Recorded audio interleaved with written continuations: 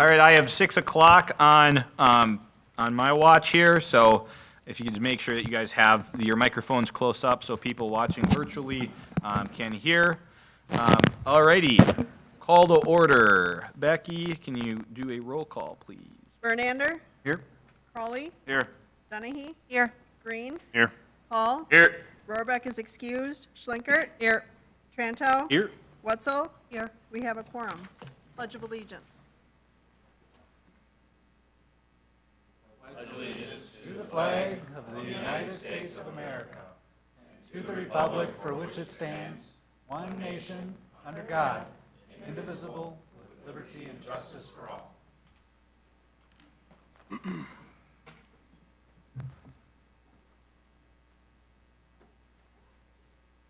4, approval of agenda.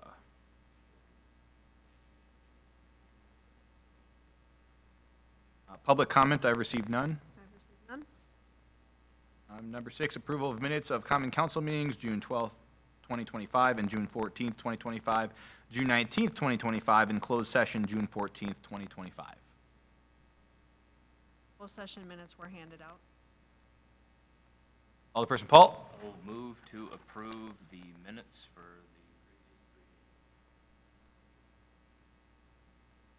the Alderperson Bernander? Second. Any further discussion? Becky, call the roll, please. Crawley, Abstain. Dennehy. Aye. Green, Aye. Paul. Aye. Schlinkert. Aye. Tranto. Aye. Wetzel. Bernander. Aye. 7, consent agenda. Reports of subcommittees, boards, and commissions. Tourism Promotion, June 4th, 2025. Business Improvement District, June 11th, 2025. Library Board, June 12th, 2025. And Plan Commission, June 16th, 2025. Alderperson Green? Make a motion to approve the consent agenda? Alderperson Wetzel? Any further discussion? Becky, call the roll, please. Dennehy. Aye. Green. Aye. Paul. Aye. Schlinkert. Aye. Tranto. Aye. Wetzel. Bernander. Aye. Crawley. Aye. Passes. Interim Administrator, the financial update. So in your packet, you have our 5 months ending May 31st, 2025. A couple items I did highlight in our financial report for the Fund 100 was the general shared revenue. We do not get that money until July and November.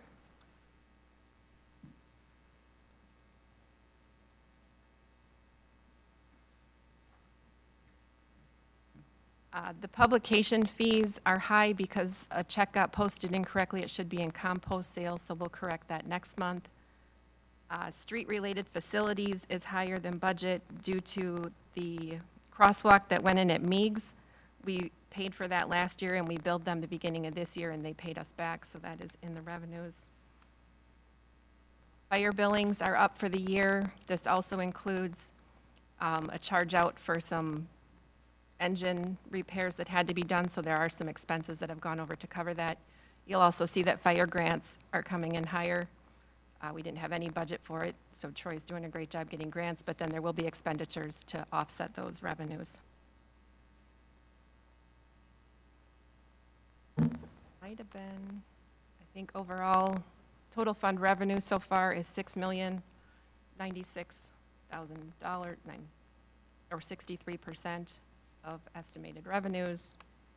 And there really weren't a lot of expenses that I see that are out of line. Does anybody have any questions when they look through this, when you got it in the packet?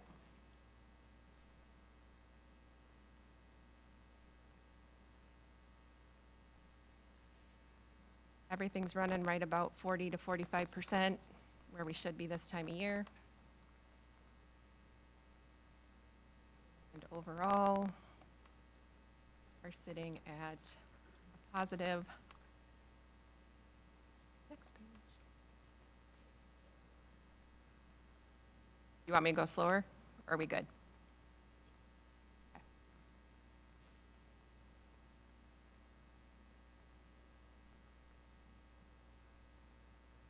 I have one question on bank fees. Yep. Do we pay those upfront or? So that, there's like every month, we have about between $50 and $60 in fees for the ACH and stuff. The big fees come at the beginning of the year. We have $400 fees for all of our borrowing, all the different borrowings we have, so those come in, and those have been taken care of this year. We are sitting.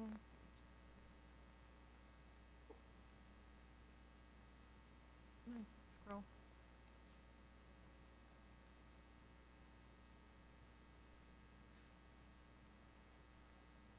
$2,181,521 revenue over expenditures.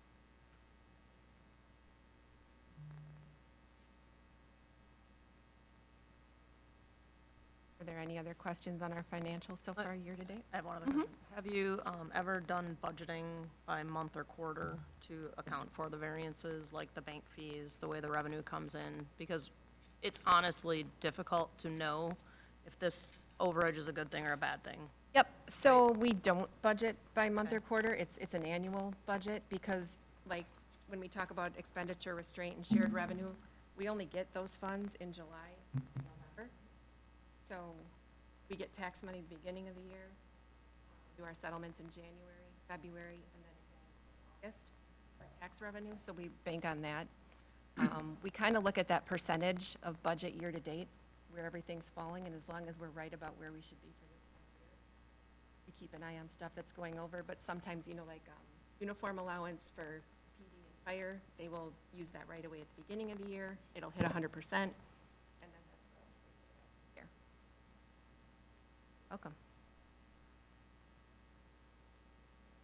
So just some other updates. Phil and I have been working on some personnel issues, and I am going to let him fill you in on where we stand there. Thanks, Jen. So we did just want to keep you all apprised. We've had a few changes in our utility department. Our utility manager, Jared Royal, took a job in the private sector. His last day of employment was so we're going to be looking to look into that position, see if we're going to post it the exact same way, probably come end of July, August timeframe for that. We're going to take our time with it and really dissect it to see how to move forward. And then unfortunately, earlier this week, we had an unexpected retirement of our wastewater foreman, Tony Bortz, after 34 and a half years of service. Happy that he's looking to retire. Unfortunately, the time frame was pretty short. His last day in office is actually tomorrow, with a few minor weekend work rotations over the next few weeks. We're going to be losing a lot of knowledge there.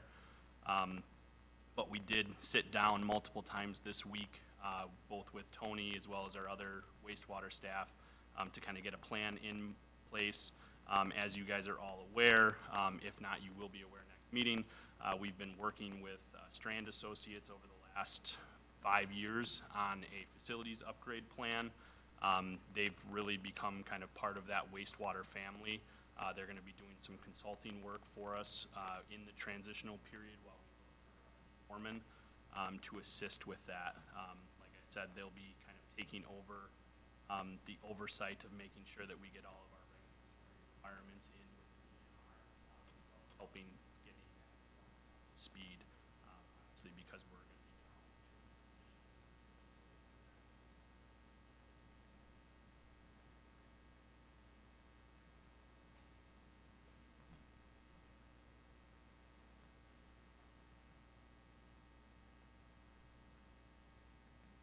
Other questions?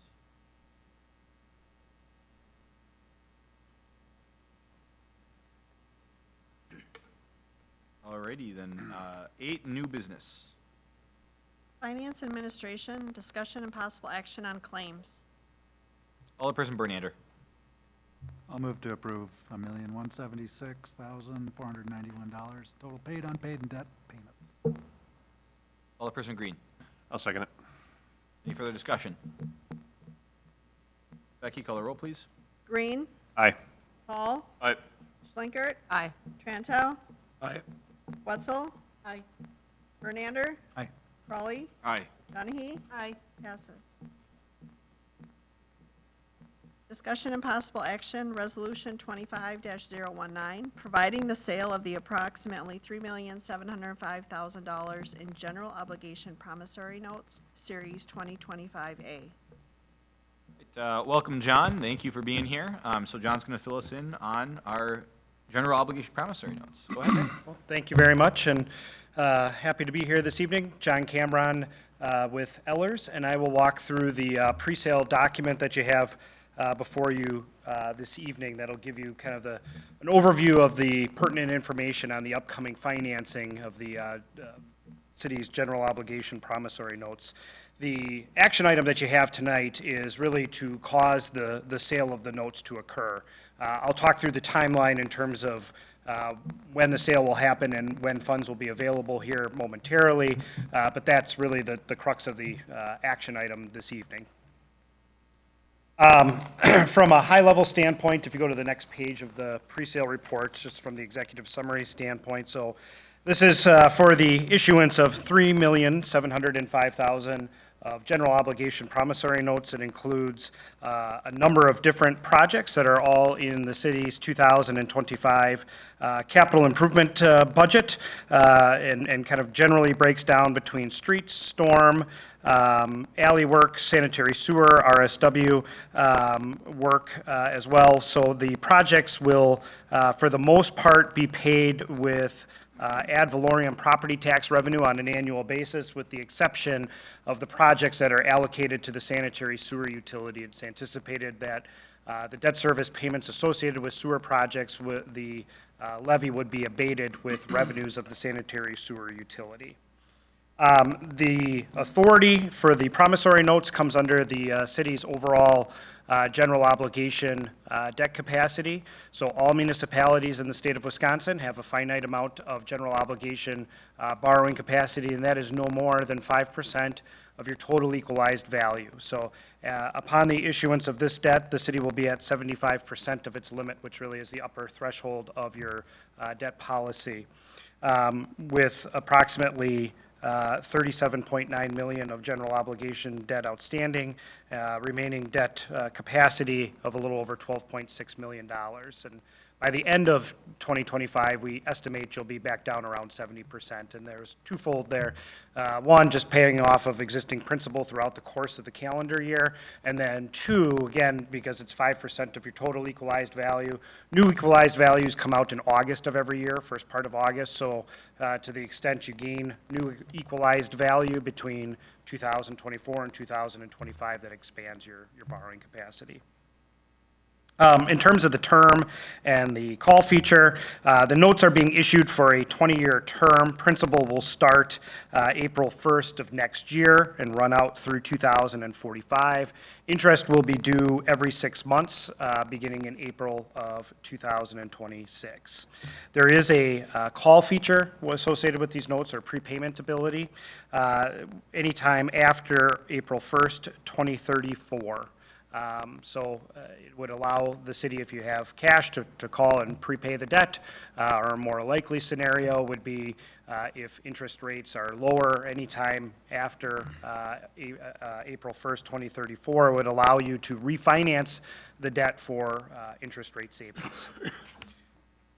If you jump to the next page, just from a highlight standpoint, we will be going through a rating with Standard & Poor's. Right now, the city has a AA- rating, which is a very solid credit rating. AAA is the highest threshold, and then you get into the AA, single A category, and after that, we won't really talk about the Bs.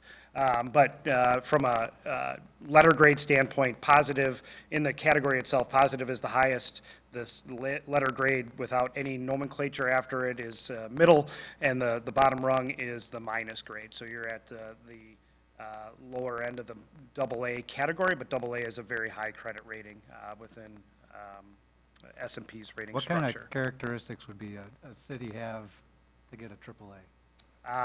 Well, likely larger tax base. So there's certain things that are within your control, certain things that are outside of it. So larger tax base, diverse tax base structure, as well as characteristics from a financing standpoint that meet AAA categories in terms of fund balance level, overall level of indebtedness. Those are kind of the two big ones that go into a AAA structure, but by and large, there's only a handful of municipalities in the state of Wisconsin that have a AAA structure. It's a little more common on at the county level, again, just because you've got the critical mass of a number of municipalities behind their amount of equalized value. Yep. In terms of the method of sale and just kind of overall basis of recommendation, so the city's historical practice, and this financing will be no different, is to do so through a competitive note issue out in the open market. So similar to, say, a construction type project where you've got a prescribed date and time for receiving bids. It'll be the same here, and I'll talk through timeline here in just a second, but we generally take bids between 9 and 11 o'clock in the morning, and then we'll be back before you that evening at your council meeting, talking through the sale results. So the competitive issuance process works really well for the city, given its credit rating and given the projects that you're financing. These are more routine type capital projects that we don't necessarily feel the need to get an underwriter, a specific underwriter on board and explain and tell the story here. These are, I don't want to say run of the mill because I know they're not, but they're more just traditional type capital projects that you would lend itself well to a competitive sale out in the open market.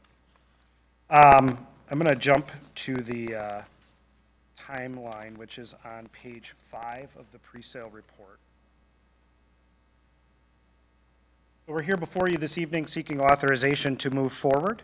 Assuming that you do move forward this evening, there's a couple of big next steps and a big thank you and kudos to Jennifer in terms of putting all of the information together that goes into the official statement, as well as Rebecca and other staff members who I know are spending a lot of time getting all of that information together. So the official statement is the primary offering document for the debt issuance, and it really is the primary disclosure in terms of all of the pertinent information that any potential underwriter would want to know about the city of Portage.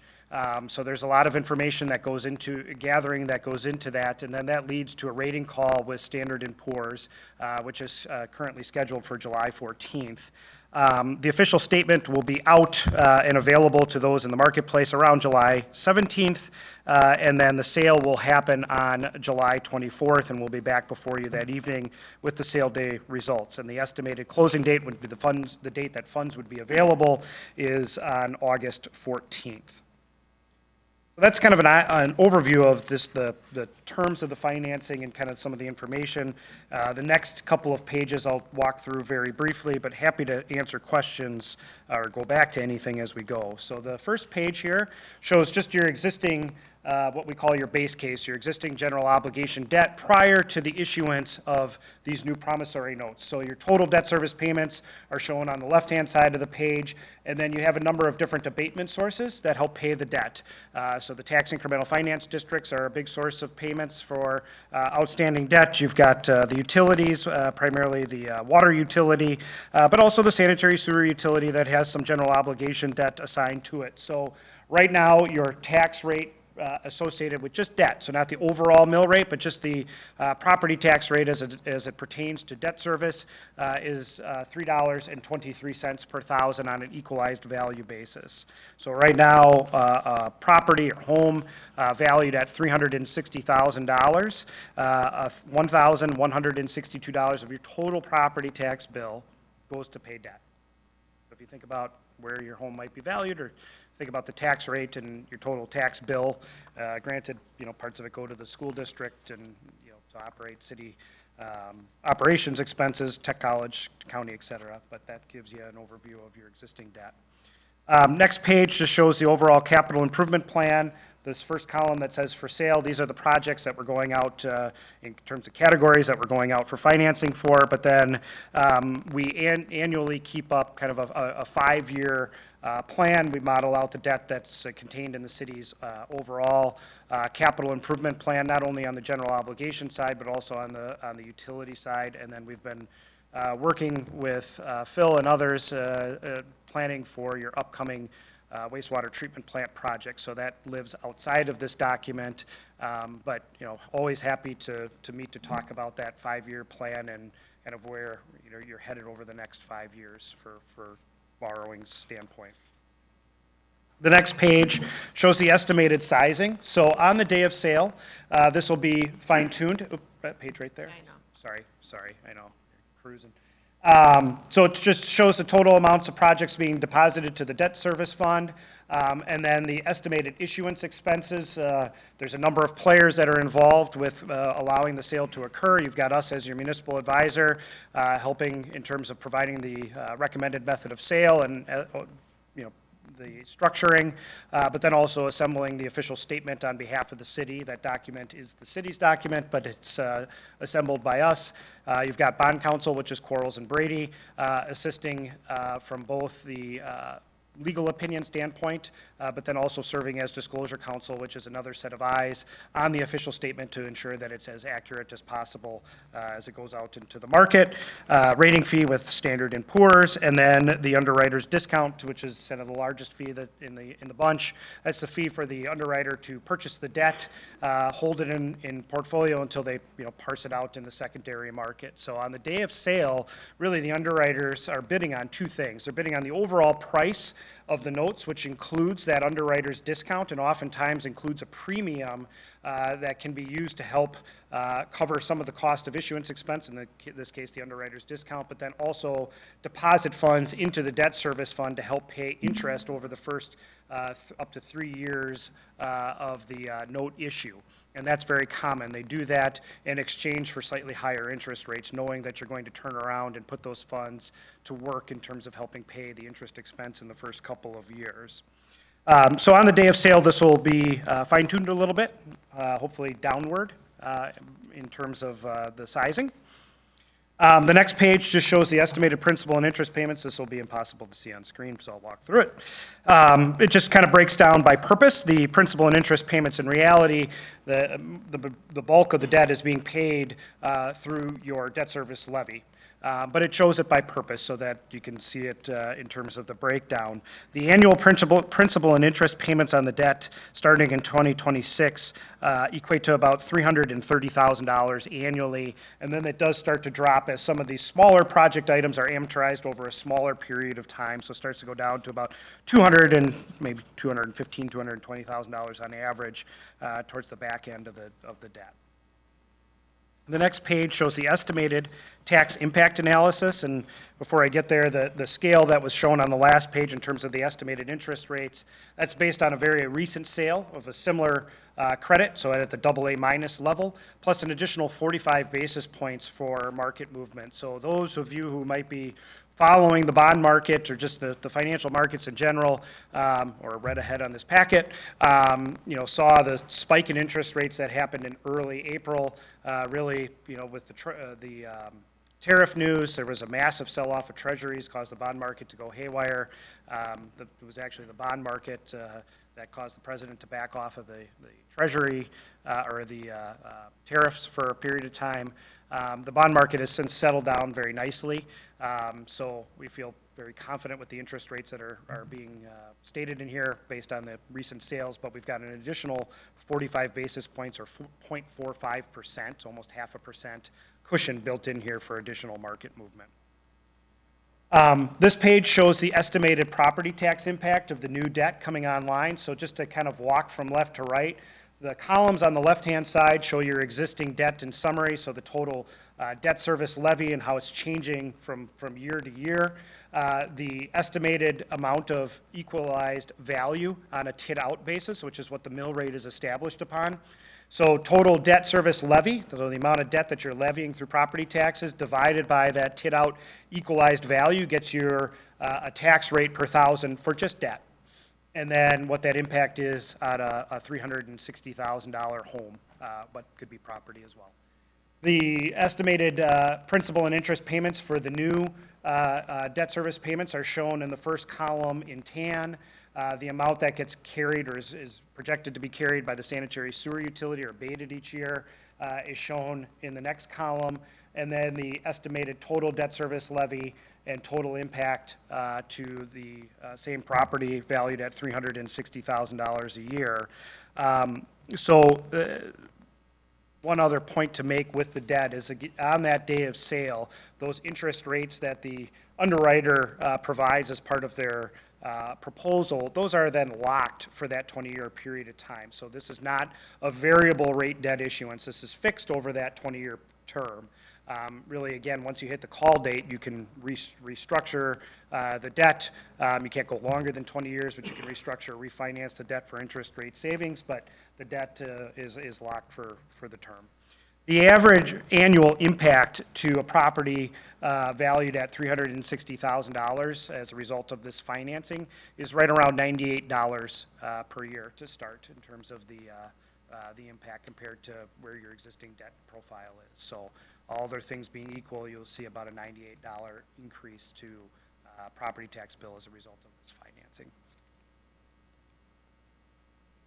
And then the final page of the table of the analysis just shows that general obligation debt capacity that I talked through previously, which is, again, no more than 5% of your total equalized value. So at the end of 2025, assuming about a 5% growth rate in equalized value, which again, we'll know those numbers here in early August, but that is far more conservative than where you've been historically over the last couple of years. Puts you at about 64% of your total borrowing limit at the end of, or after this borrowing and at the end of the calendar year. Again, assuming that 5% growth rate, you'll be at 71% of your debt capacity. With that, I am happy to turn it back over, answer any questions.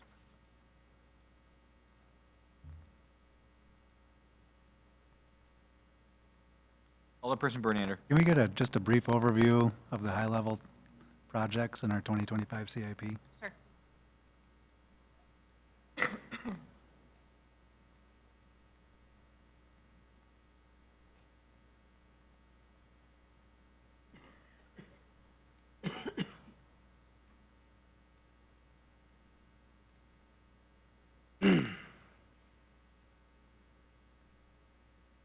So all the breakout was in the packet.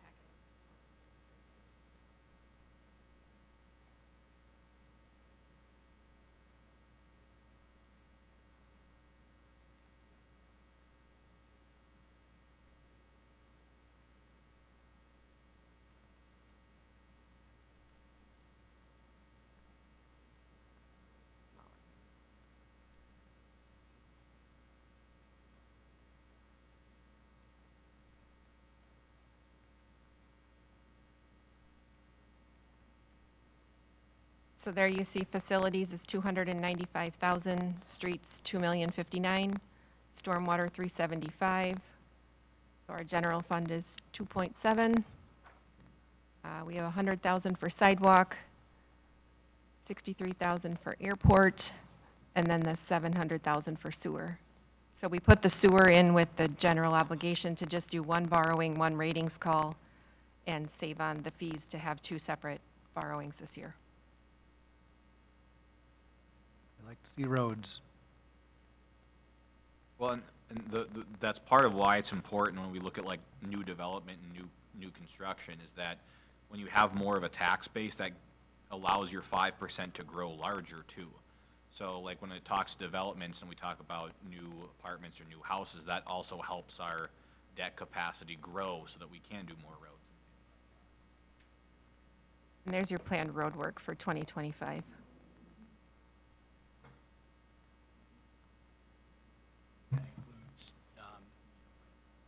And that includes an additional reconstruction project in 2025 with the Woodcrest Drive reconstruction, as well as an additional pavement rehab. And historically, the city's done one of each, one construction, one pavement. This year, we're obviously doing two of each.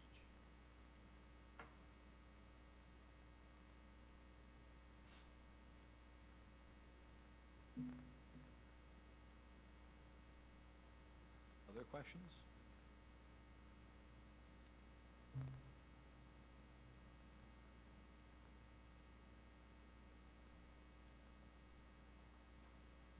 Alderperson Bernander.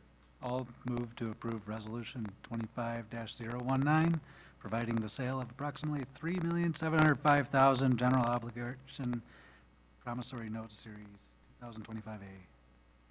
Alderperson Paul? Second. Any further discussion?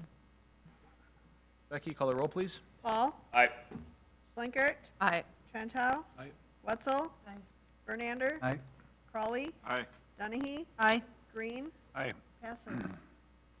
Thank you very much. Have a good night. Thank you, John. Thank you. Park and Recreation, discussion and possible action, approval of use of parkland funds for Charter of Freedom.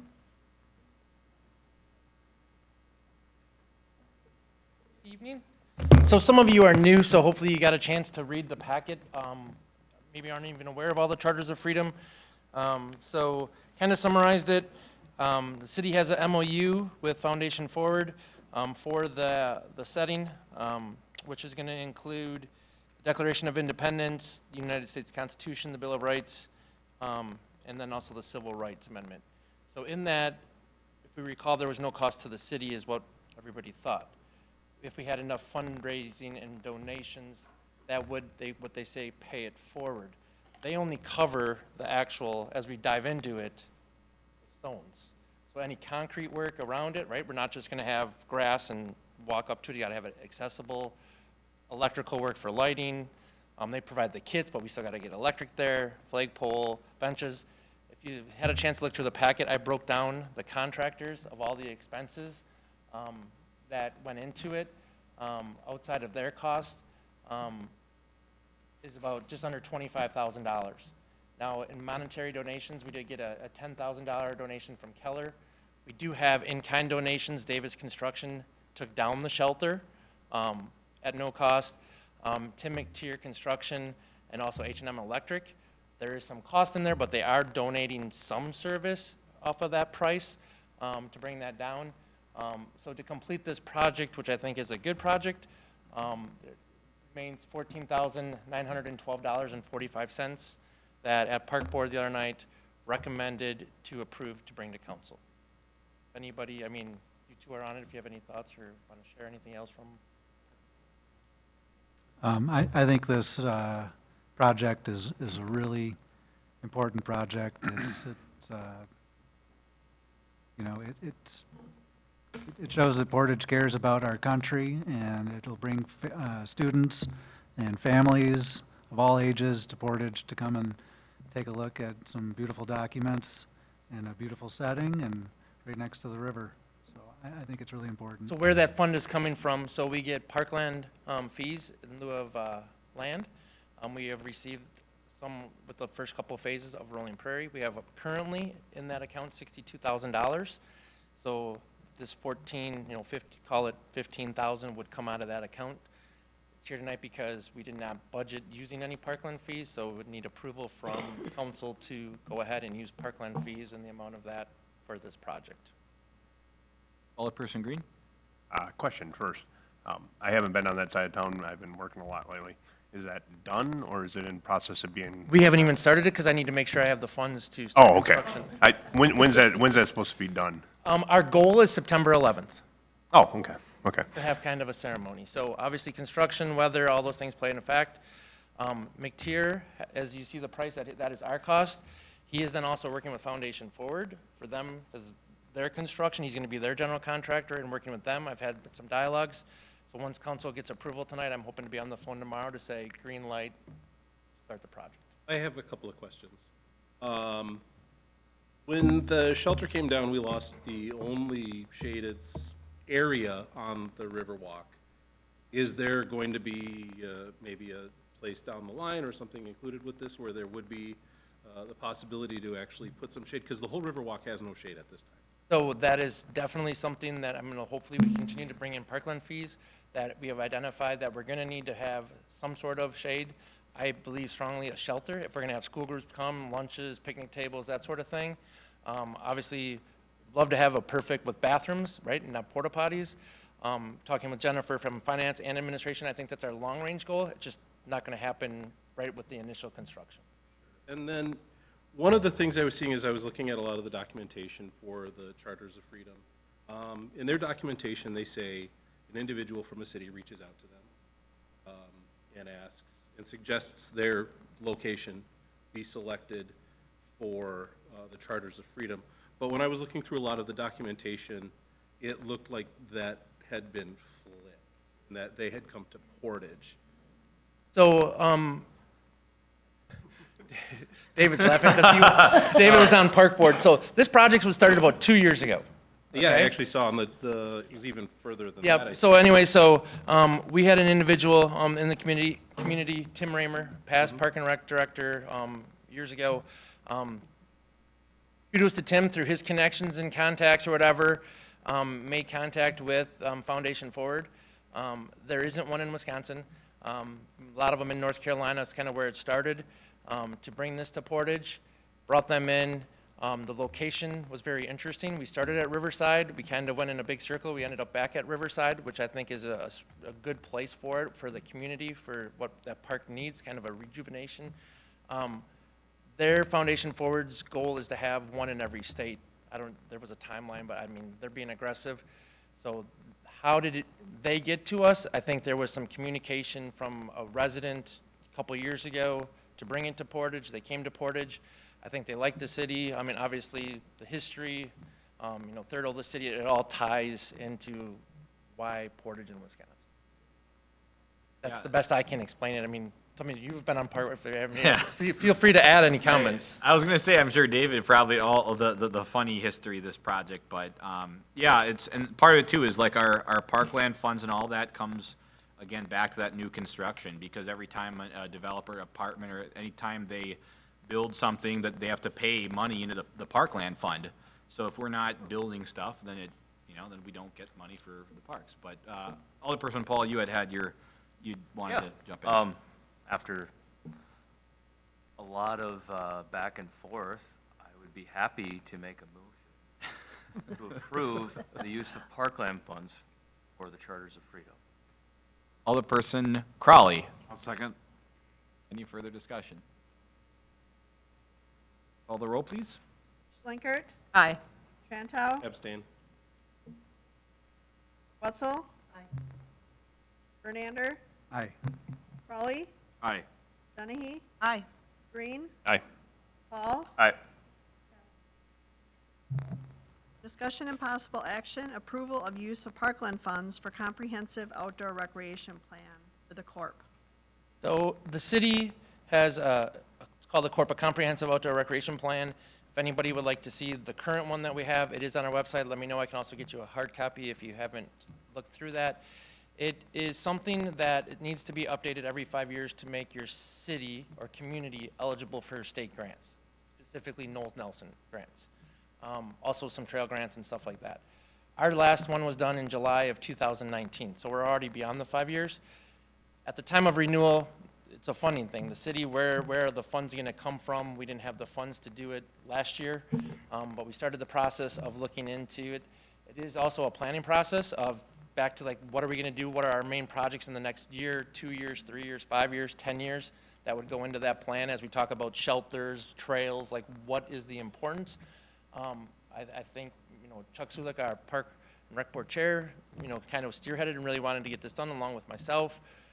But it was always about where's the funds going to come from. With these parkland fees coming in this year, in the last year and a half, we were able to have some funding available to cover this. We got a couple of quotes, MSA and Veerbecker. Veerbecker is the one that did it in 2019, so they will have some consistency and understand our community with some updates. That being said, we need to have approved once again to take it out of Parkland. So we had 62,000, we're going to spend 15, take the balance, spend another 10, we'll still have, 30,000 or so still left in there with additional, hopefully some developments and stuff that are on the horizon with some more Parkland fees to come in to do some of these projects. So I'm here to ask for recommendation from Park Board to use Parkland funds to move forward and start the Corp process. Alderperson Bernander. So the Corp plan, it allows us to get more passive types of parks, not really like the playgrounds, jungle gyms, but more like walking paths and that kind of stuff. And it was successful with our last Corp plan, getting us some good funding. After talking to a developer recently, they say that home buyers and apartment dwellers, they are looking for and seeking passive parks and trails. That's what's popular right now. That's what's going to bring people to Portage, they think, so, and that's what they want, they want a community that's going to make those passive parks, so very in favor of this. I think specifically, we have a lot of, we need to work on connecting our existing. We have a lot of, like, we have a path here, we have a trail here, wherever. So part of this plan would be to try to, where can we connect some of those, and then request for some grant funding to help do that. Alderperson Schlinkert. What was the grant funding from the last 5 years? Like, does this have an ROI? That's my question. How much have we gotten state grant funding? Oh, yeah. Or specifically related to the $10,000 outlay here. So if we're gonna spend 10,000 to get 4, that's not good. What If did we're we spending get for 10,000 to get. Paquette Well, so Park? here's 10,000. so Paquette Park, I started, I believe it was right around 2019, 2020, that Beasley Pavilion and the trails that went through there. That project was 300 and some $1,000. I want to say we took in probably almost $200,000 through Because that. I came in right at that the Mills end there when Nelson it and was Trails done. grant. And that's what this $10,000 supports, is being able to get those grants. That, to apply for any kind of matching grant. You know, there's some things coming forward with boating trail grants, like we talk about our weed harvester. That's going to be something coming. If we're going to update that, there's grants available. You need to be, you know, have that part of your plan to do Okay, some of those sort of thank you. things. So the 10,000, yes, is to be applying, but even if we don't have, let's say the city says we can't borrow anymore, right? And for 5 years, at least we have a plan in place to work off of, is how I look at it. Yeah, my understanding is the ROI on Corp is pretty high. Other questions? Alderperson Bernander. I'll move to approve the use of Parkland funds for the Corp plan in the amount of $10,000 to Veerbecker. Alderperson Wetzel. I'll second it. Becky, call the roll, please. Tranto.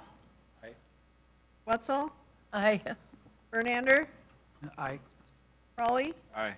Donahue. Aye. Green, Aye. Paul. Aye. Schlinkert, Aye. passes. Thank you. Have a good evening. Thank you. Thanks, Toby. Discussion and possible action, temporary wage increase for interim city administrator, including council convening into a possible closed session per Wisconsin statutes, considering employment, promotion, compensation, or performance evaluation data of any public employee over which the governmental body has jurisdiction of, or exercises responsibility. Alderperson Green. Didn't we already approve that back when the resignation for our old city administrator? We approved that we would review it. Okay, I thought we approved a number. There was not, no. Okay. Yeah, that's the reason why it's on the agenda. Appointment was approved. The wage increase. Okay, I thought we had put a number in there.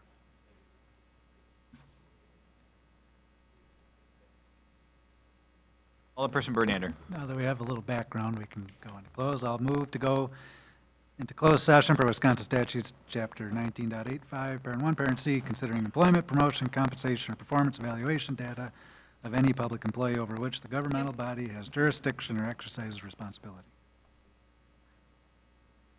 Alderperson Paul. Second.